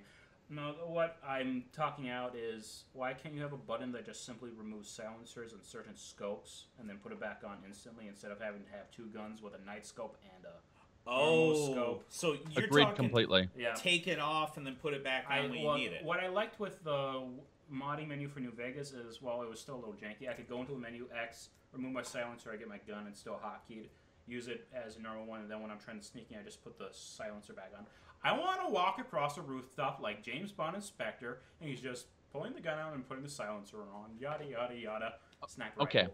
rifle. Immediate mod idea. You have a wrench in your inventory. You use the wrench. It pops up a crafting menu where you can immediately add, like remove, just for scopes, like simple like crescent wrench or something. I like it. This game feels a lot like Bioshock. There's literally a wrench that looks like it from Bioshock 2. Huh. There's a pipe wrench. I actually was having it to use my character because despite being a lawyer, she was also a hobbyist engineer and used how to use power armor. I had this story of two lovebirds during the Anchorage War. She was an engineer like the engineers in the Anchorage Simulator, and she was a power armor mechanic. He was a soldier. They met. Apparently she has a law degree. Instead of being just veterans. Hey, maybe she was part of JAG. Yeah, there you go. My immersion... This is what I feel my immersion for this game. Immersion. Broken glass in front of it. Yeah. I never really, I guess, play the immersion role in games, but as long as I have lots of interesting, profound choices to make, where a decision I make has long-term consequences, that's what makes me happy. I want what I do. If I kill somebody, I want that to have weight and meaning later in the story. And I'm not really seeing that in Fallout 4. Let's talk... Rowan, did you want to add anything to crafting? Crafting... I'm sorry, Zaric. Oh, Me? okay. Yeah. No, it's just currently I'm looking at the mods that are available with a simple I&I tweak. Yeah. They have added ammo back to the game. Yeah, And I've used why it. Bethesda? Why? That's my... I'm done. Dawn Guard. Because Dawn Guard. Yeah. Alright, so next three topics and then mod ideas for flaws and stuff, I guess. We'll decide where to go after the topics. So, character's voice PC and dialogue system. My opinion on the character voice PC, I like it. They could have built the game and just tacked it on afterwards and intending to put the voice. If it didn't work, they could just remove the voice. Dialogue system, the biggest friggin' flaw in this game that makes it so bad. Agreed. Yes, no, inquiry, maybe. Let's move on with the winner story. Sarcastic, yeah. It varies Yes. between options, but it's sarcastic, yes or no, you don't know. There's literally, let's go to the park. Sarcastic. What, so I could get pregnant again? I didn't want to say that. I guess yes, I haven't no, seen that dialogue. Yes, no, choice. maybe yes or no. I don't know. It doesn't tell me. And then there's inquiry, like, tell me a little story. What they should have done is literally have the full dialogue mod and just add a scrolling effect. It feels like a successor to Skyrim and a spiritual successor to New Vegas and Fallout 3. That's literally it. Now that it's established, we have to use a Sky UI to add a script. PC or Xbox modders are out in the garbage because they can't have a script extender. And I have this belief of integrated systems are always better than modded systems. For example, multiple companion mods in Skyrim, breaking my favorite companions because I don't understand the compatibilities in Dawnguard. We'll discuss that later. I will help you out. Now, as for the dialogue system, It's centered around X, Y, A, and B. I get that. But it would have been easy. It was just a scrolling tab with an analog stick. It would have been, but they built this specifically for an Xbox controller, slash PlayStation controller. An analog stick. Yes, I agree completely, but I'm telling you what they did and how shitty that choice was. Yeah. And I every once in a while will fall back into the role of shouting PC Master Race. I don't do it regularly, but merely as a kind of satire, when I see that gaming is being held back by console limitations. In this case, it wasn't even a limitation of the console. It was a design choice to use those four. And it was also centered around the idea of the voiced protagonist. He would have less lines to say. And there are gamers these days where they cannot play a game without a voiced protagonist. It completely breaks their they can't read. Okay, they're illiterate. They're illiterate. Subtitles. That's what it is. I always put on subtitles. The target audience, you can tell this time around, is they are trying to cater towards that really young age group that are all about the Xbox. Shouldn't be playing in the first place because it's 17 plus. But Exactly. The parents are buying the games for them. Mm-hmm. I was in a GameStop once, and I witnessed a mother yelling at the GameStop salesman because she bought her child a Call of Duty game, and there was guns and violence. I actually stepped in, My parents wouldn't buy Sims for me. I stepped in, and I'm like, ma'am, you should not be yelling at the store clerk because you're the one who bought the game for your child. It has the picture of a guy with a gun on the front, and it has M-rated on the back. It says guns, violence. What the hell do you think the ESRB was created for? Yeah. You ignorant lady doesn't even take the opportunity to read what's on the box. Just the kid wants Grand Theft Auto. Okay, Grand Theft Auto. Yes, Grand Theft Auto. Name, literally the name. No. Okay, one of my wife's coworkers was going to buy Grand Theft Auto for her kids, and I had to explain why that was a bad idea. Oh, that's sad. All right. Yes. Yeah, my original opinion is they could have designed the game to intend a voice protagonist. If it didn't work, they could have just cut it out and just had the voice thing. Then, if they wanted, Season Pass. Hey, guys! You want to have arbitrary mod that's like Hearthfire, even though I like that mod a little bit, but that's a different story. That gives the voice protagonist a different take on the story with emotions and acting. Voice protagonist mod. Better than horse armor. Oh, just wait. I'm surprised they didn't include a rideable Deathclaw so they could sell us Deathclaw armor. Salem, it should have been a Deathclaw companion, but... Oh, jeez. Or, I was hoping for a friggin' witchcraft storyline or something. I mean, it's Salem. Yeah, it would have actually fit. I mean, there's not the first time that there's been supernatural stuff in Fallout. There were ghosts in the first two Fallouts. Yeah. Yeah, and Dunwich Building. Yeah, and Dunwich Building, which is a creepy. reference to the Evil Dead, I think. Yeah, but voice protagonist, there's another reason I like it. We'll go in, that's for a mod that's an alteration of your alternate story I found in your videos. I actually came up before it, but it adapts quite easily. I had a brilliant idea at like 3 a.m. and I wrote it down in a Word document before I forgot it. But going on, Rowan, your take for 5 seconds. My take on the voice protagonist is it's not a bad choice, and the dialogue wheel is a horrible choice. Voice is fine. I find nothing inherently evil about that, as long as what your character is going to say is displayed on screen.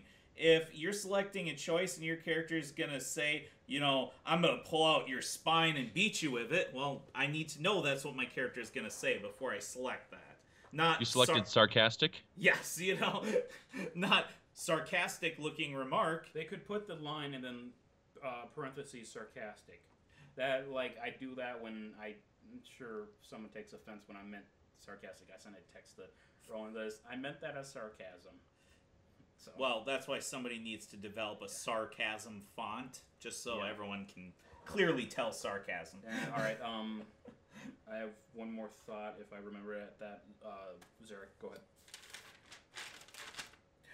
Go ahead? Yes, for the dialogue wheel. Yep. And the dialogue wheel, unfortunately, was just a product of they didn't want to voice that many lines for the character. You know, they had a set budget, as it were, for time and energy they wanted to spend voicing this character. So what they did is they just limited the options. 4 per encounter. That's it. All right. Do you have any more? I just think it's a terrible idea, and it's the worst thing that ever happened to Fallout. Okay. That's all. Agreed. Yeah. Mine. The reason I'm fine with the voice protagonist, everyone's saying it caused issues and everything, and I feel like it should have been tacked on afterwards. After played Fallout 3 in New Vegas and I heard Fallout 4, I was like, where does the franchise go from here? I don't know where to go. I'm glad they took a risk and added stuff in. It's better. I like it, and I actually definitely like the Institute of the way it's designed and everything. Their goal I don't understand because people don't tell me stuff, and I have some two rages on that later after we talk about story. But I basically see anything from 1999-ish past is fair game to go into Fallout as long as you just take the right interpretation of it. So, no, I could see that. All right. Companions. 1 step forward, 3 steps back. Well, I definitely How about agree you guys in some go cases. first this time? Yeah. Okay. Well, the companions, thinking about it, I loved Codsworth, but at the same time, I felt Makes like more sense than the dog as a story element. Yes, but the disposition on Codsworth didn't make sense. He was programmed with better AI than like any other Mr. Handy unit in the entire world. I always take the. Did you see Interstellar? Sarcasm level to 35. That's. Yes. Yes, but what I'm thinking is, looking at it, these different characters, there's really, it's forced. That's what it is. All of their encounters and whatnot feel forced. And it comes right down to Valentine, for example. He's one of my favorite characters in the game, but what he knows, where he knows it seems to be, aside from Dogmeat, that was part of my Nitpick Land series where I something similar. Yeah, I feign huge amounts of rage about things that are really non-issues. Anyway, that was an issue. That was like a forestall or the whole thing where you never meet Dogmeat and yes. Mine was I ignored I found the dog, I ignored him. They did the little talking about Dogmeat and everything. He says, "Oh, Dogmeat." Synth guy says, "Dogmeat will know." How do you know about the dog I just ran into? Okay? You think maybe he's just tell me. I have this dog friend called Dogmeat. He can help us out. Yeah. Oh, and the line. Oh, you know about Dogmeat? I ran into him at the Red Rocket station. Yeah. He can help you out. Then he spawns right outside the door. Yeah, he's a detective though, so you expect that he kind of had kept tabs on you before he got 1,000 dogs in the wasteland. You kill. Yeah. Yes, of course. But what I'm saying is like it doesn't make sense. But the rationale is that this guy is psychic because he's not really psychic. He's a detective, and he's done his research, and he's had informants on you or some bullshit. I literally, he didn't know me at the vault. We beeline to his place. Then he knew about Dogmeat. That was literally my experience. There was no in between. I didn't fast travel. And I understand that. It wasn't a James from the Vault 112 to the water purifier. He knew about the place blowing up. I just assumed he listened to the radio. Yeah. Exactly. Your dad listened to it on the radio. That makes sense. But unfortunately, they took the idea of player freedom and chucked it out the window. Mm-hmm. easily. Mostly. It's a big open sandbox, and they give you all these toys to play in the sandbox. But every once in a while, all the quests are locked out after you beat the main quest. But every once in a while, in this wonderful sandbox, is a cat turd. Yes. That's basically. It's a cat turd with chocolate in it, or chocolate sprinkles. Oh. All right. So you did it. I did. Okay. Yeah. Go ahead. Rob. I was gonna. My thoughts on the companions is, overall, I like the companions, although they do fit into archetypes. You basically have your, detective guy, your sarcastic robot. They all are very kind of like, they came up with, well, this is a stereotypical, type of character that you might encounter in an RPG. But my biggest disappointment overall is the whole thing with Nick Valentine, and then you go and inside Kellogg's memories, and they're like, oh, this could permanently affect you. I'm like, this is going to be awesome. Nick's going to have a split personality.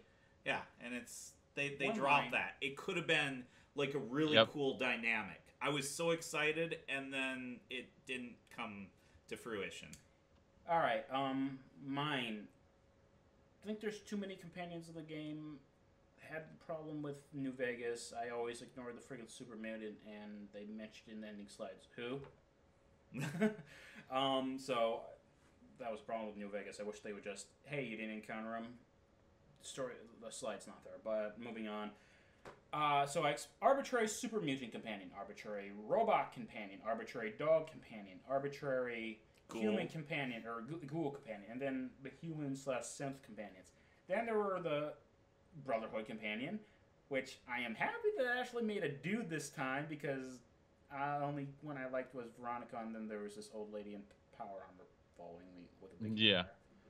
That the karma system I hate, like the insanity system in Dustmore. But then synth companion in the Institute, I actually like him. He plays his role. He's just a synth guy. I wish there was more story, like exaggerating. Maybe these people are actually living because he has opinions on stuff, even though he's brainwashed.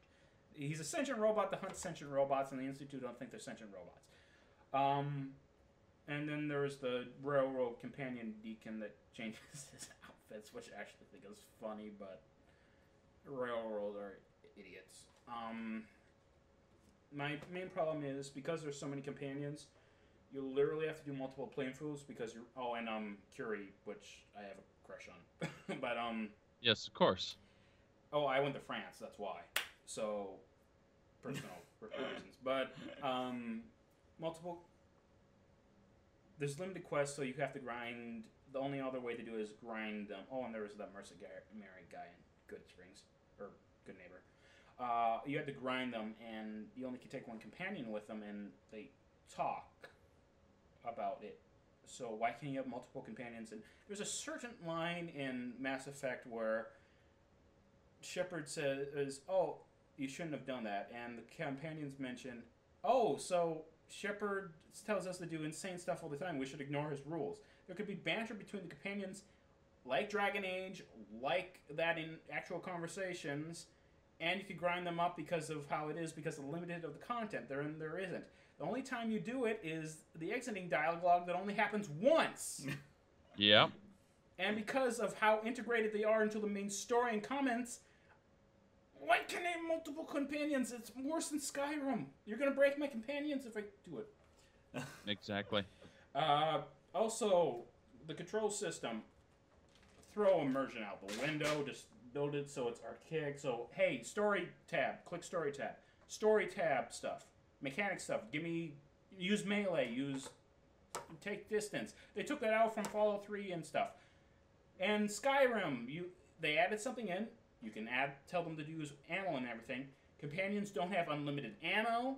They're big boys that can take care of themselves. Their armor degrades when they wear it, so I just download a mod that gives them unlimited ammo and armor because they're big boys and they can take care of it. And you can see how I can feel about it. So, Their command system is better than Skyrim. Yes.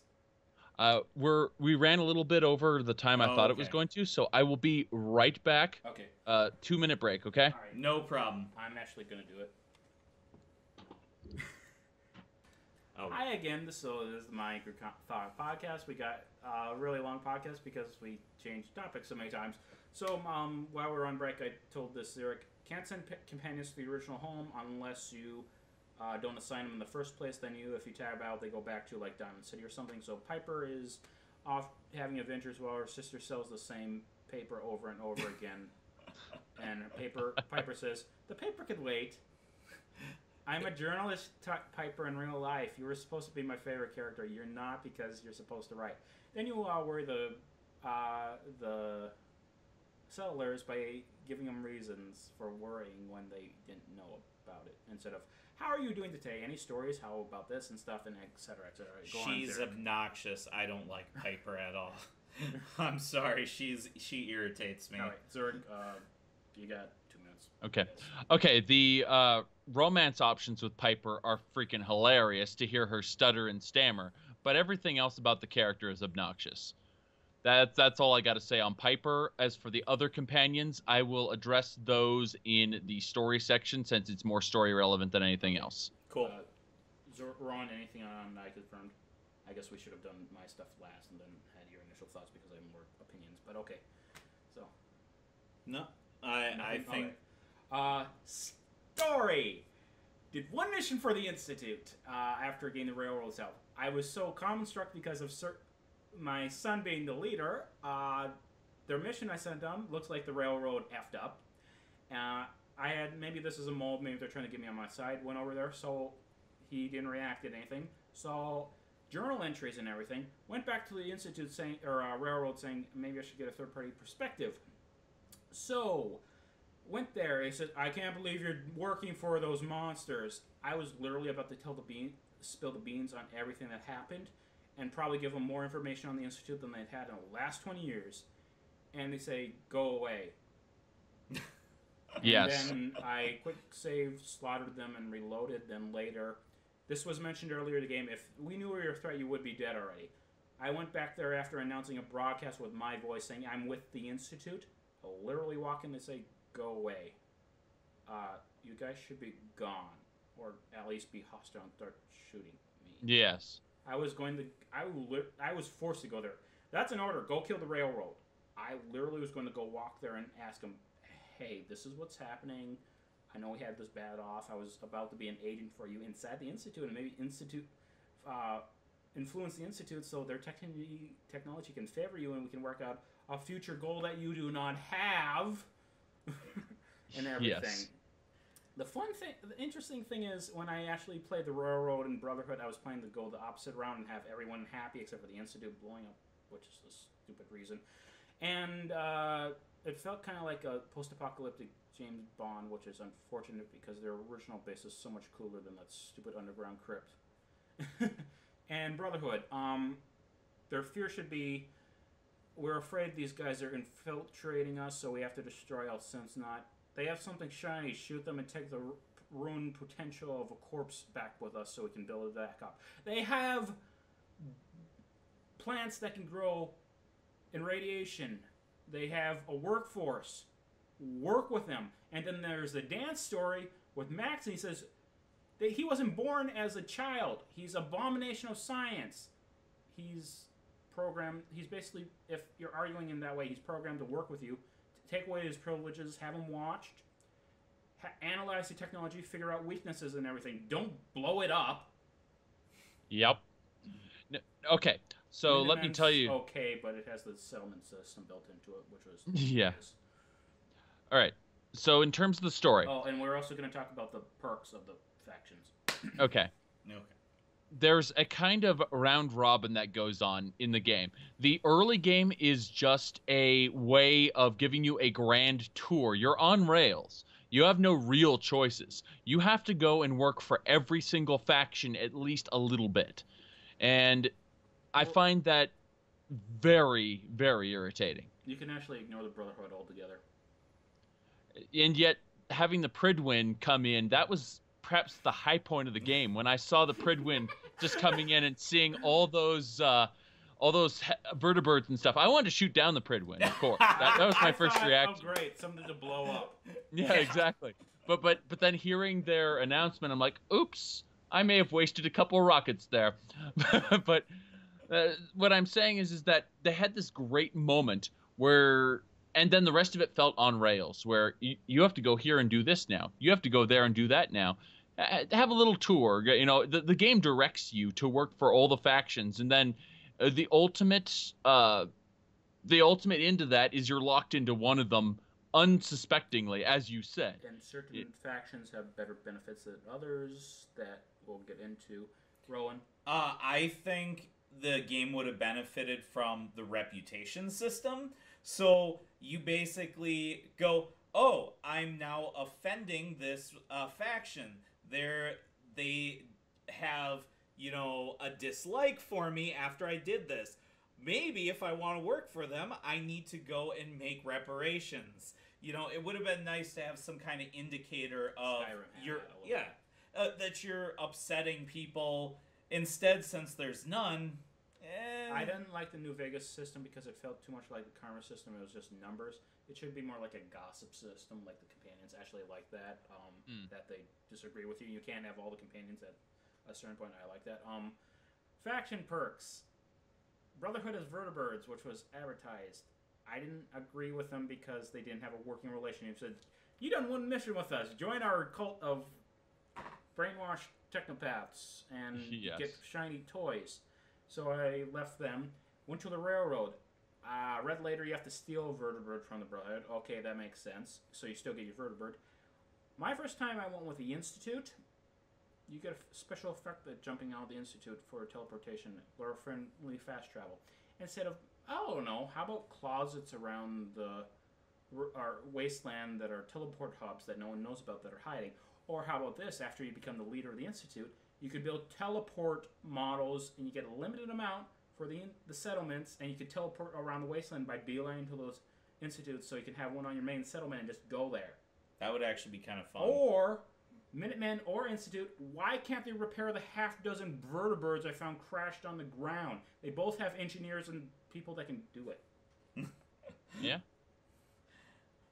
What you just reminded me of was an idea where if you join the Institute, what you'd be able to do is you would, in my head anyway, you would be able to replace the people in the settlement with synths and basically start building Institute technology up on the surface in that settlement. Raiders would come and you have to use your synths to defend the settlement, and obviously everyone else knowing that you have synths and Institute shit there wants you dead. But, you know, it'd be an interesting thing, you know, just take over the wasteland as the Institute. Yeah, and as for the ending, why do I have to blow up the Institute? Why can't we take it over? Use their technology, yes, exactly. Yeah, I understand the Brotherhood, even though Maxon is an insane, that little kid. Always Lion's alcohol. The problem I have with the Brotherhood, I get it for stuff like, okay, they had a change in direction. I'm hoping there's a Circle of Steel or something plot going on where Sarah's still alive, because that was like one of the last characters alive that didn't leave. Dr. Lee, I'm looking at you because you won't tell me why you hate the Brotherhood originally. I understand them now, but you won't tell me why you hated them originally, and you say some arbitrary line like they were going to kill you. There was one guy that would potentially do that in the Citadel. That's it. The other two ones were goody two-shoe insane people. They kill off a character that you spend most of the game with, the main quest with, and off-screen. Oh. And Lions, under the Fallout story, his philosophy was proven. He helped the people. He eventually got technology to fulfill both missions.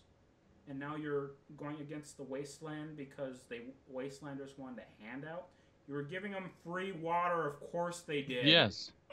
They produced and mass distributed Aqua Pura all over the freaking place. And then all you have to do is, you want more water, you have to have some people to join a ranks. Do a Midwestern Brotherhood. Yeah. The Bethesda could do that, and then they could do the Afraid of Simps storyline. That's why they have to blow up the Institute of something shiny.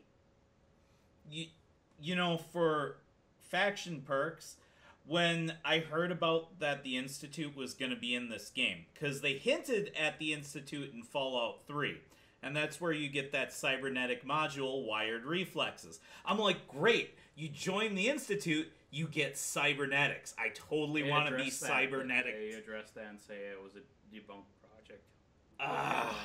Let me ask you, are you a Shadowrun fan by chance? I am. I like Shadowrun. There we go. Shadowrun's awesome. I play a Decker.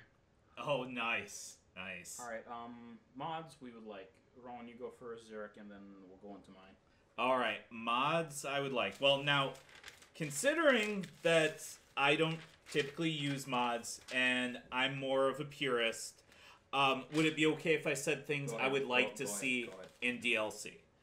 I would like ammo crafting. I would like to see a lot more robust settlement system. Something that maybe made the settlement system more interesting besides a very dumbed down, like, not even a Sim... It's not even a Sim City type thing. It just something to make it more robust, like more stuff with the trading. I don't know, just something that would actually make it more than just a grind fest. And then the other major thing I really would like to see is a much more expanded crafting and weapon system. Something akin to what they made us think we were going to get. I want thousands of options. I want to make, take those pipe pistol, attachments and put them on my shotgun. Let me make the weapons I want to make. There's actually a mod that already allows you to do that, somewhat. Well, why can't it be in the base game? You could put a plasma muzzle on pistol for some reason. See, these are the things that they made us think we could do, but then we couldn't. All right, Zaric, your turn. All right, so I know I did a YouTube video on this, but I'm just going to pick my number one there, or at least one of my favorites. Not Sky that doesn't count. Yeah, exactly. One of my favorites. Alternate start, okay? What I want is a mod that basically... And people tell me that alternate start wouldn't work in this game due to the way the main quest works. Well, I will add on to that. Here's the thing is, what you do is you replace... You give the character a reason to be looking for this boy. Okay. It's not your boy, but maybe a huge bounty on the kid's head. Maybe something else. I don't know. Maybe you had a talk with the actual Vault Dweller. But you're getting close. Either way, I would have the dialogues easily replaced. You'd say, instead of saying my boy, it would say the boy. The idea is, instead of my baby, the baby. There's enough voice there to simply replace that one line. And it would be tedious to make. But once it's done, it's done. And the idea, just taking you out of the personal investment, it can be done, even with the voice protagonist, just splicing up the lines. I believe that it could work, and I would love to see it work, because the idea is that I want that freedom from Skyrim back, where I could make my own character with my own backstory. And if you've seen my Skyrim character builds, that's exactly what I do. I use mod-based mechanics to make brand new ways to play. And I look at... Yeah, yes. Look at Fudge Muppet's builds for Fallout. They're all derivative. I like Fudge Muppet and what they do, but unfortunately there is nothing... Like, you're locked. Yeah, there's nothing unique. You are locked into one of two possibilities. Either you were a war veteran or you were a lawyer, more or less. That's it. All right. So mine... wow, brain fart. Mine, this is what the benefit of the dialogue system for you. I think... typically, that was I remember. So I don't particularly like alternate start mods for Fallout games. I play with Tale of Two Wastelands, Fallout 3, you're the Vault Dweller, you go on. This mod was inspired somewhat by Ties That Bind. That adds a sister to the Fallout 3 story and comments on James's death and adds more story to it, like talk about your mother. And you get a burial with your father. You find his body in the Enclave base. I thought it was more parallel storyteller, like your actually the follower and she's the lone wanderer. My rationale is she's the lone wanderer. She heads north and does the Pit or Point Lookout or the Zeta mod or Operation Anchorage, and you go to the Mojave. What I'm thinking is alternate story. You could design whatever story you want. Side quests will recognize you as the main character unless there's some specific vault or Soul Survivor thing, which I'm happy they don't mention that because it's just a name. It's not a legend or anything like in Skyrim. And when you head over to Sanctuary, a certain prop pops up as you're about to start the main quest, you're about to run into a character, and you're about to change the land of the Commonwealth forever. The main character is actually a companion, and either if you... and then they go through the story. You either set up parameters where they choose certain dialogue options because the story is so linear, or you can indirectly control the prompts by having it pop up, but they talk to the companion instead, and then they just recognize you as the character invisibly, and then they just upgrade the quest upgrades. And the character comments, talks, everything. You get so much dialogue and everything. That way you have your own story, and Bethesda's story remains intact. It may take a little doing, but it could work, and then you have to deal with the DLCs. But when it comes to those, I always build my permanent build after all the DLCs are out. So, hey. Yeah. So your thoughts on that? Well, my first thought is that you need to send me a link for that mod you were talking about where the sister, all of that stuff. Right now. Yeah, go ahead and do that because I will be looking into that. May even be making a video about it. It's a little limited. It might be the engine. I think they could have done a little more. Mm-hmm. Don't take her on the final quest because I got a bullet. I'm dead. Ah! And you have to leave her at the Citadel for some reason, even though I had her as a mortal badass with a railway rifle. Okay. Well, I'm pretty sure we can take her to the Mojave Wasteland before the conclusion of Fallout 3. So you can, but she won't comment. She will be silent. But hey. Yeah. That's interesting. It's a storytelling thing. If I do a Let's Play, it's going to be a more visual novel type story. Very interesting. Things, yeah. Ties that bind, huh? That's kind of okay. Cool. Send. But yeah, I agree. Reference me if you if you review that mod. Absolutely. I don't see a reason plugging. not to. Shameless plugging. All right, that's sent. It's in the link in Skype if you see it. All right. So, did we have any other major topics to hit on? Didn't finish his thoughts. Oh, okay. Yeah. Yep. Yeah. I was just going to say that in terms of the mods in general, yeah, there's a lot of potential. I think that what you said has great promise, basically putting you as the follower. Mm-hmm. And like Oblivion. You're like the Oblivion. You're like the odd job. Yeah. And you won't be remembered. You'll fade into the legend as the guy that did this shit. It's very possible. I mean, all you have to do is literally clone the player and have a quote-unquote actor say the lines. You could even choose the lines yourself if you wanted to, but the idea is that it would be storytelling. Yeah, exactly. No, I agree with you completely. I wish more Bethesda games would be like that because I always assume my companion becomes Archmage, not me. The mage I'm running around with, he becomes Archmage. So Morocco from Riften.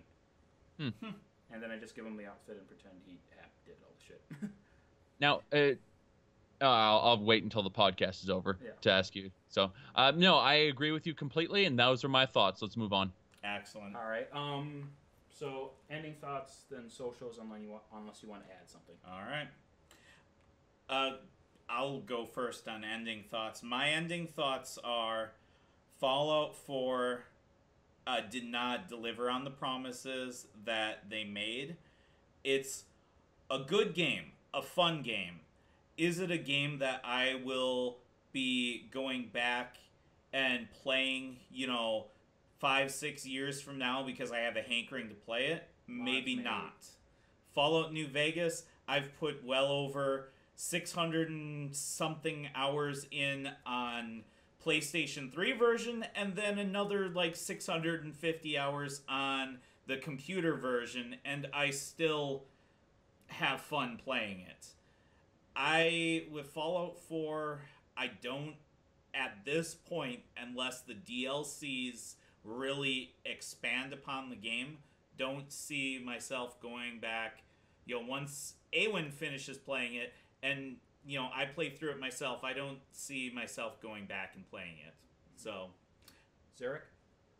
Well, I once again have to agree with what I heard, is that Fallout 4 to me it's a fun action adventure game, first person shooter, but it is not an RPG. It doesn't allow me to choose my role, as I was explaining earlier. So my personal feelings are that it's something that I'm going to get through on both of my characters, both my endurance strength and my charisma luck builds. But once I finish those, I'm probably not going to revisit the game anytime soon unless major mods come out to support alternate playstyles.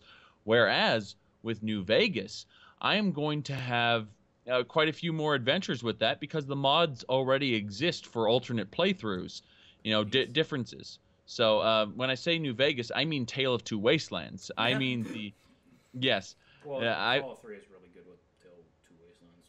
Exactly. It's Fallout 3 and New Vegas. I did not a tutorial, but a modding primer on how to get started with that for people. It's actually really easy to install. It just takes some time. Exactly. You guys are really trying to sell me on these mods, aren't you? I may make a list for you when I already have my essential mods. Hey, now that I've beaten Fallout New Vegas completely, maybe it will be time. You don't do a completionist playthrough for Skyrim. Just play with mods. So, 2 quotes for certain people, slightly altered. Hot Tower, no, it does not just work. It does not just work. And don't listen to his lies. Yeah. And at some certain point in the main quest, the quote, screw the main quest. Who needs to find their missing child anyway? There's a wasteland to explore. No, you can get introduced and completely abandon it and get teleport drones in from a teleport system relayed grenade. Yes. Yeah, so that's basically it. Socials. I sent you a description, by the way. I sent you a description in the email for stuff, and you can alter it the way you like, and Rowan can do the same. Mine, I have, at this point, my YouTube doesn't do anything. I'm trying to work on a review for Always Sometimes Monsters. Very interesting game. A little longer than I would like, but that will get out when I'm ready. I do a lot of micro-blogging for a Facebook page that was originally intended for the Mothership Zeta crew mod that basically allows you to become the leader of an offshoot remnant of the Enclave, take over Mothership Zeta crew, rebuild the wasteland, and go to Russia. And so I'm one of the moderators on the page, and I microblog. And if you'd like, you could scroll through the page and show my rages about it. How do I know about Liberty Prime if no one told me about it?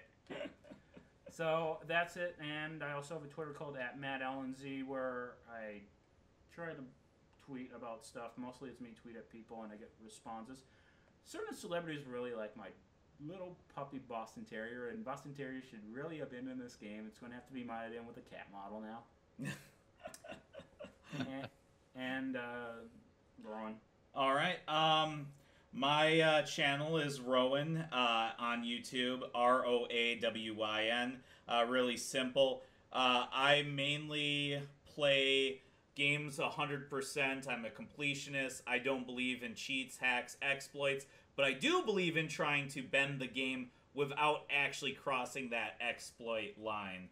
So I do a lot of hunting for secrets and just do a lot of wild and crazy stuff. I got some pretty cool Fallout New Vegas content, and right now my fiance Awen's doing a playthrough of Fallout 4, so check Rowan that out. and me really disagree on this topic. What about your anything other socials? I also have, you can check out Rowan on Facebook. I've also got my Twitch, which is also Rowan. I don't stream very often, but someday I plan to do a lot more streaming. And then Twitter, Rowan Wiven _. So. All right. You, Zaric? Well, I'm Zhakaron. That's Zhakaron.